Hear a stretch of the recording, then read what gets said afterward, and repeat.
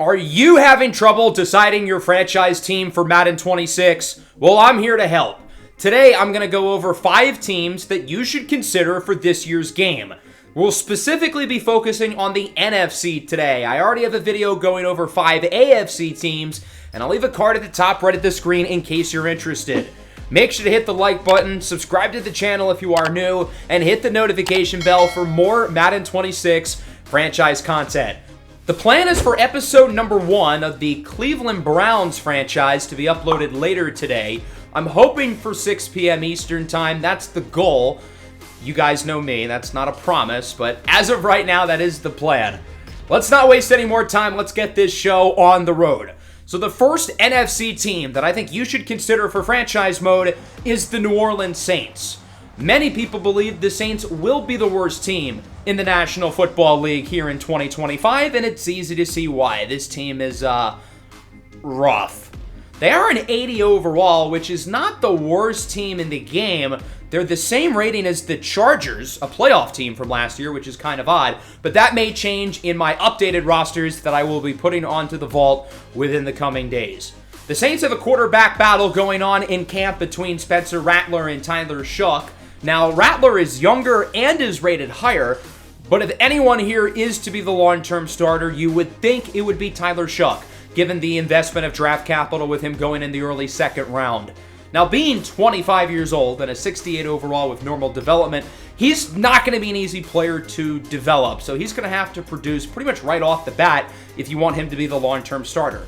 They've got some good skill position players. Alvin Kamara is older, but still gets the job done in the short term. Chris Olave, Rashid Shaheed. I'm excited about Devin Neal in the backfield. The offensive line's not horrible, though. You've got a couple of young bookend tackles with Talise Fuanga and Kelvin Banks, the first-round rookie. Eric McCoy, great starter at center. Defensively, it's rough. Kool-Aid McKinstry and Brian Bresee are intriguing young guys. Quincy Riley, Jonas Sanker, and Danny Stutzman all have hit in development.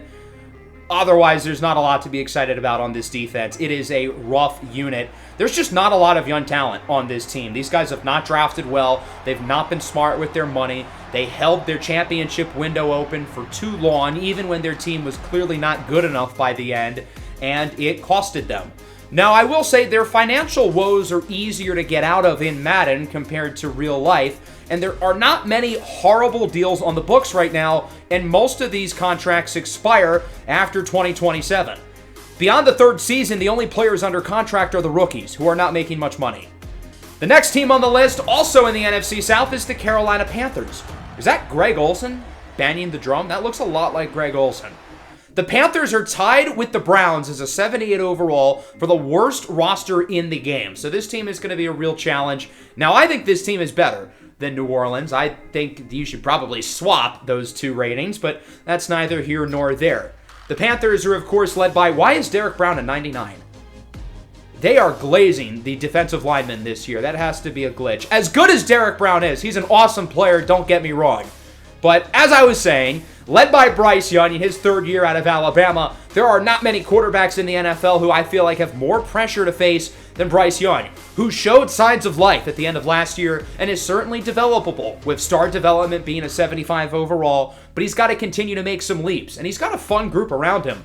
Chuba Hubbard, Rico Dowdle, and Jonathan Brooks in the backfield. Granted, Brooks in real life is going to miss the whole year with injury. Trevor Etienne as well, the rookie. At receiver, Teteroa McMillan, a huge addition in the first round. Xavier Legette, last year's first rounder. Jimmy Horn Jr., hit in development. And Jatavion Sanders at tight end is only 22 years old. The offensive line is very solid, top to bottom.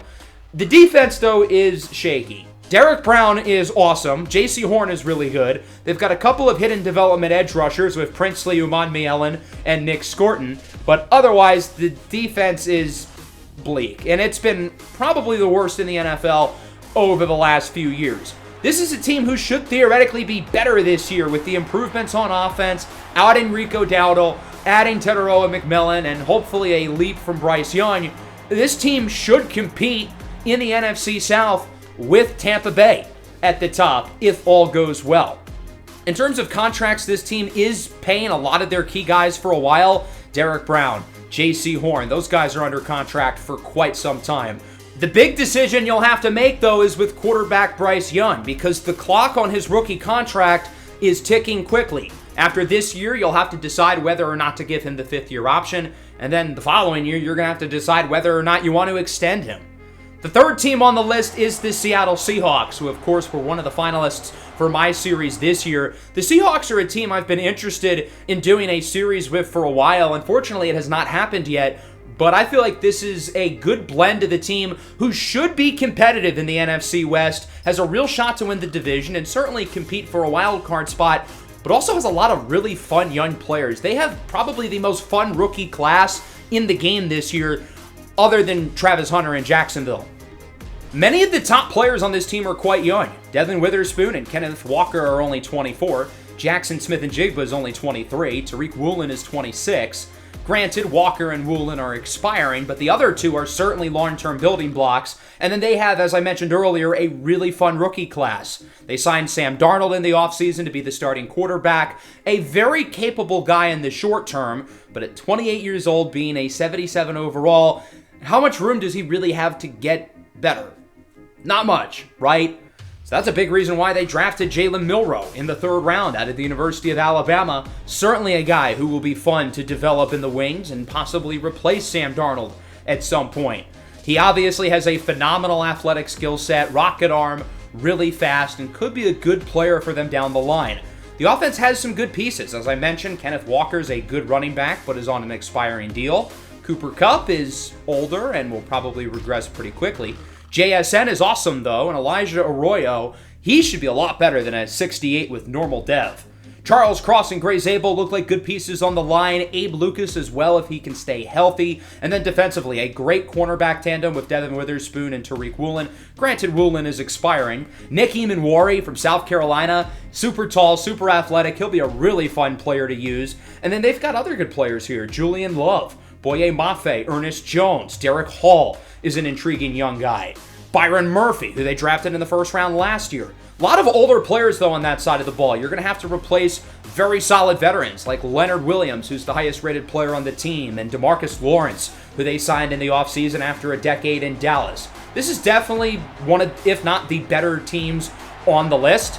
So maybe you could argue they're a little bit too easy, given that they should be pretty solid this year, and they have a really good rookie class, along with very solid young players at important positions. You're going to have to navigate some tough contracts, though. The Sam Darnold deal, at least in real life, has an out after the first season. You're going to have to pay a lot of these younger guys. Kenneth Walker and Tariq Woolen, as I mentioned, are free agents this year. You have time for Witherspoon and Smith-Njigba, but you would think both of those guys are going to be getting top dollar compared to the other guys at their positions, and deservedly so. We'll stay in the NFC West with our fourth team. It's the Arizona Cardinals, another finalist for my series this year. The Cardinals are a team who I think can be a really fun franchise squad. They won 8 games last year, and much like Seattle, this is a team who absolutely should be competing for a playoff spot and possibly contend for the division. Also, like Seattle, they have an old-ish, solid-ish quarterback in Kyler Murray, who's a little bit better than Sam Darnold, but he's a lot more expensive. You're going to have to navigate through this giant contract held by Kyler, who's 28 years old. It feels like he has a lot to prove. He's entering year 7 and has really failed to take that next step that a lot of people would have hoped for. James Conner and Trey Benson will be a fun running back duo. Marvin Harrison Jr. at wide receiver, certainly a long-term building block for this team, along with tight end Trey McBride. Some other intriguing pieces on the offense, Michael Wilson in his third year from Stanford, Greg Dortch, biasly. The offensive line isn't horrible. Paris Johnson at left tackle looks like a hit. Might want to add some other starters there. And then defensively, I think this is a really fun group. Obviously, Budda Baker, superstar X Factor, Walter Nolan, and Will Johnson, that is not Will Johnson. But okay. Those two guys who they drafted this year. Garrett Williams, how does he only have normal development? I really like him going forward for the Cardinals. Josh Sweat, who they signed. Jordan Birch, who they drafted out of the University of Oregon. And then some other fun players to try to develop, like Owen Popo, who's super athletic. Baron Browning, BJ Ojolari, other guys who I've played with in series past. So the question with the Cardinals is if Kyler Murray can take that next step and become a possibly top 10 quarterback in the NFL, because he's shown that ability. He has the talent level to be that good. He just has not been able to do it consistently, and you're kind of going to need him to, given that his contract, well, he's making a lot of money. This is not the Sam Darnold deal. He's making basically $200 million over the next 4 years, so it's going to be hard to get out of that deal. Luckily, though, there are not many other super big deals. Obviously, Trey McBride's, but that's pretty well deserved. He's a 92 overall. Before we get to our last team, we'll go through some honorable mentions. We'll start with the New York Football Giants, who only won 3 games last year. Of course, they had the rookie, Jackson Dart, at quarterback, only 22 years old. You'll look to develop him. Tyrone Tracy and Cam Skattebo, an intriguing group at running back. Malik Neighbors obviously looks like a superstar. The rest of the offense, other than Andrew Thomas, though, is not great. Defensively, though, this is a good defense. Dexter Lawrence, Abdul Carter, Brian Burns, Kayvon Thibodeau, Darius Alexander, all going after the same quarterback. Paulson Adebo, Cordell Flott, Drew Phillips, Deontay Banks, Tyler Nubin, Javon Holland in the secondary. Really, really fun group defensively. The offense, though, is bad. The San Francisco 49ers are definitely an outside-the-box pick. They're an 84 overall. They have their long-term quarterback established in Brock Purdy. The rest of this team is good, but they're all pretty old, and these guys at some point are going to be regressing. Trent Williams is 37. Kittle and CMC don't have that much time left, and eventually Fred Warner and Nick Bosa being 28 and 27. Those guys are going to go downhill at some point. Brendan Ayuk as well, also 27 years old. This is a team who should certainly compete in the NFC as one of the main favorites for the Super Bowl, but they're an older group, they have injury issues, and they don't really have a lot of young talent. This team is not drafted great. That is the wrong Nick Martin. They do have some fun young pieces defensively, though. Alfred Collins in the second round, Mykel Williams in round 1. You hope that those guys are going to help lead the surge for the next era in San Francisco with Brock Purdy and whoever else. I thought about a few other teams for my last honorable mention spot, but I'm going to pick the Minnesota Vikings, which is certainly an outside-the-box choice, given that they won 14 games last year. This, quite frankly, is a Super Bowl roster. I don't think Madden does it justice. This team head to toe is loaded.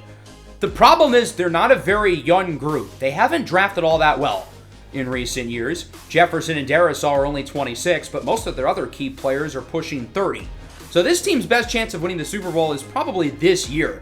The problem is they have a quarterback who's never played an NFL snap in J.J. McCarthy, who could be really good. But he could not be, which could completely mess up this team's title window. So with the Vikings, you have to balance out having a really good team who is certainly talented enough to win the Super Bowl this year. They've got plenty of studs on defense. Jonathan Grenard, Andrew Van Ginkel, Jonathan Allen, Josh Metellus, Byron Murphy. Obviously on offense, they've got a lot of really good players. Justin Jefferson, I think, is the best player in the league. But they have a massive question mark at the most important position on the roster, and that could really mess things up for them, which is why I think the Vikings are a really intriguing sleeper franchise choice. The last team on the list, though, officially is the Dallas Cowboys. I know a lot of people don't like Dallas, but if you can stomach them, then they are an awesome choice for franchise, and I almost picked them for the series this year. I think this might be the most interesting rebuild in the NFL. That starts with Micah Parsons and his contract situation. Requested a trade in real life. Now, personally, I don't think anything's going to come of that. I think Dallas will eventually pay him. But for the sake of your rebuild, maybe you force yourself to trade Micah Parsons. Now, I will say a lot of the deals here in the Trade Finder are not very realistic. Like, why would the Chiefs give up 3 first-round picks and Xavier Worthy? As good as Micah Parsons is, that feels a little bit silly. Why is Tyreek Hill and Terry McLaurin only attached to 1 first-rounder, but Xavier Worthy, who probably should have more value, why is he attached to 3? Why is Ricky Pearsall here when we can get more picks with Worthy? Regardless, though, if you do pick one of the trades here, you could get a really good player like Bijan Robinson or Christian Gonzalez, Derek Stingley as well. Not that those 3 teams would trade those players away, but that's kind of besides the point. If you want to be realistic, I would certainly say 2 first-round picks, bunch of other mid-rounders, maybe another player. That's probably what the package would look like for him. Micah Parsons is awesome, CeeDee Lamb is awesome, but the rest of this team is not in good shape. Dak Prescott is a good starting quarterback, 84 overall, superstar development. He's a good player, but he's 32 years old. He's on that super big contract. This team does not have a lot of good young players. I do like Jaden Blue at running back. George Pickens, of course, at wide receiver, I'm a fan of. But the offense, they don't look spectacular, per se. The offensive line has some good pieces with Tyler Smith, Tyler Booker, Tyler Guyton, and Cooper Beebe. Defensively, though, it is rough. This defense stinks, other than Micah Parsons. Deron Bland and Trayvon Diggs are both ball-hawking corners, but Diggs has injury history. Bland's on the last year of his deal. Got a couple hit-ins with Savon Revel and Donovan Ezeraku. DeMarvion Overshown I like a lot as well. But that defense blows. And if they don't have Micah Parsons on the field, that will probably be the worst defense in the NFL. Their team is old. Their team is expensive. They have not drafted that well in recent years, and they don't have that much young talent. And that's not to mention their quarterback is one of the most polarizing, older, expensive, and injury-prone players in the league. Look at all the money he will be making over the next 4 years. You will not be getting out of that contract. You're going to have to eat it and stick with him. This team has a lot of bad deals. They have not been smart with their money, and I feel like it might be a while until the Dallas Cowboys are good again, even with the high-end talent they have with Micah Parsons and CeeDee Lamb, who are two of the best players in the NFL. So that'll wrap up the video. I hope you guys enjoyed. I hope this one helped you out. Again, later today, episode 1 of the Browns franchise. Super excited about that. Make sure you hit the like button, subscribe to the channel if you're new. Peace out.